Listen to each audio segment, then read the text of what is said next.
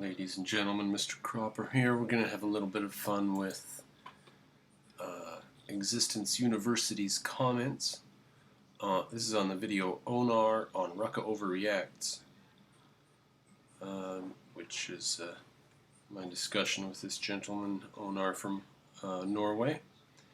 Oh, by the way, do go have a look at this video called Cognitive Tabula Rasa. It's Dr. Stephen Hicks. I did a video defending his book on postmodernism. If you like what Stephen Hicks has to say on the subject of postmodernism, go check out what he says on Cognitive Tabula Rasa. That is the key to this discussion. Now then, those of you who say Charles too reduces everything to epistemology, unlike Mr. Cropper. Mr. Cropper is like a general marching up and down the ranks, sir. I'm going all the way from politics to epistemology. So check out Cognitive Tabula Rasa with Stephen Hicks. That'll give you guys some. If you haven't taken that video on board, do so. Okay, now I can't remember exactly what we were going to do, so let me see if I can find it real quick. He says, oh, that's right. It was something like your view basically comes down to darn it, let me see. Well, okay, here's he accuses us of having this.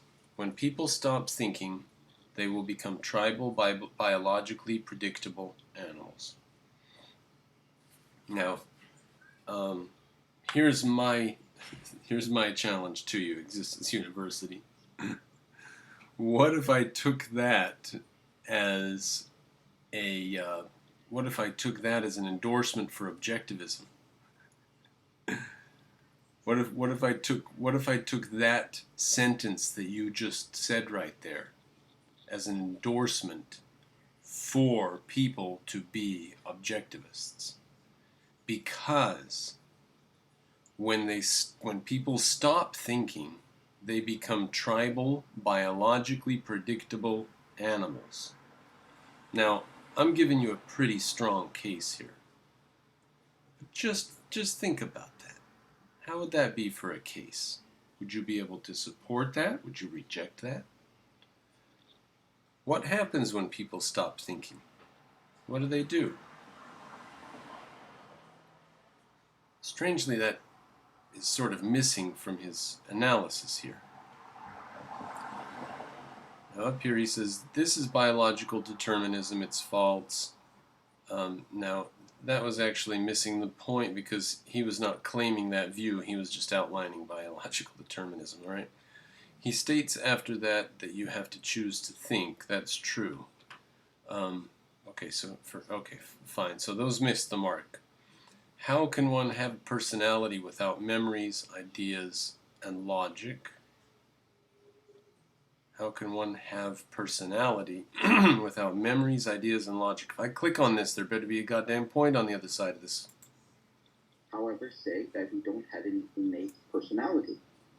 Or she doesn't say that there are genetic factors that doesn't influence behavior. Behavior is not the same as an idea or a memory. So you can have innate genetics that influence behavior, but that's not the same as having innate memories or innate ideas. Yeah, all right. You get a D- on that, buddy. You can just explain what you were talking about on that comment if you want. In the comments on this video, I suppose. All right.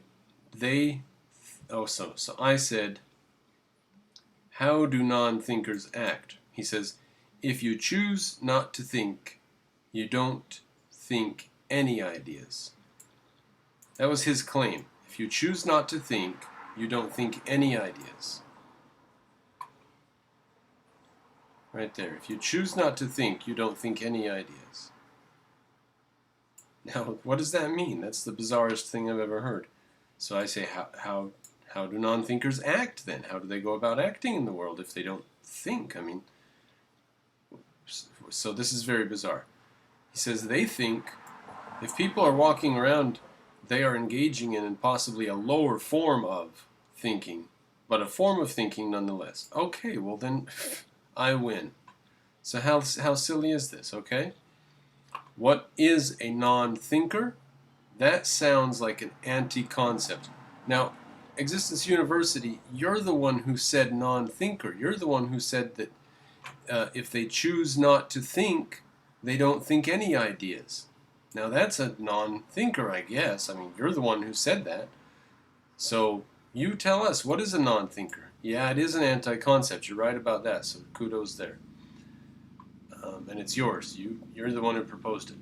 I reject any form of determinism, he says, and you guys can just go watch the video for yourself. You can watch all my material with Onar, and let me just let you know that anyone who's against Onar, you're being represented by Existence University, because he's the only one who said anything cogent against what Onar has said. So you better speak up if you have something better to say than what Existence University has come up with around here. Here it is. Your idea, whether you state it or not, comes down to the idea that when people stop thinking, they will become tribal, biologically predictable animals. Now, you know what terrifies me, Existence University, is that sentence there might be true. It may be true that if people don't think, then they might just sort of be, like if they're horny, they do this. If they're hungry, they do that. If they're mad, they do the other thing. So I'm afraid that society really falls apart when people don't think, because they do become just sort of tribal. And I don't know about predictable. Why do you say predictable? What I'm afraid of is that they're unpredictable. Maybe that's the only point we disagree on. So if you would just change that, they become tribal, biologically unpredictable animals, then I would go for it, because biologically we're just an evolved mess. So if you could put biologically unpredictable animals, I would actually go for that. I would, but maybe once I put the prefix "un" in there, maybe you would be upset at that. I don't know. All right. You tell me. You said if you choose not to think, you're right. Okay, so we've gone over that. Now then, that's the end of what we have there. Rucka's chimed in over here.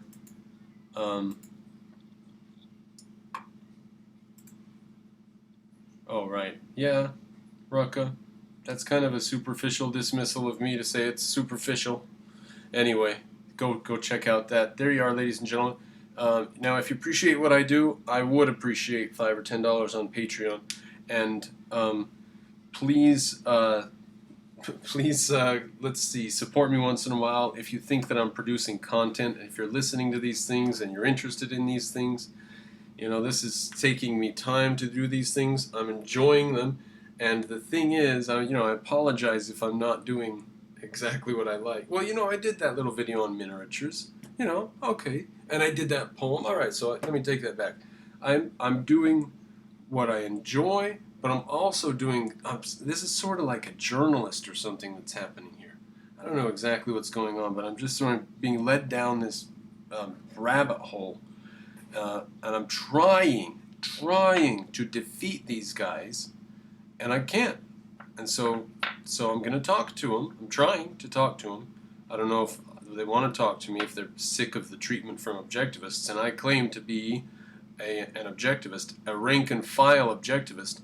Please, ladies and gentlemen, patronize me and go look into the history of Themistocles in Athens. Themistocles. I leave you with these thoughts, ladies and gentlemen. Patronize Mr. Cropper and think thoughts of Themistocles.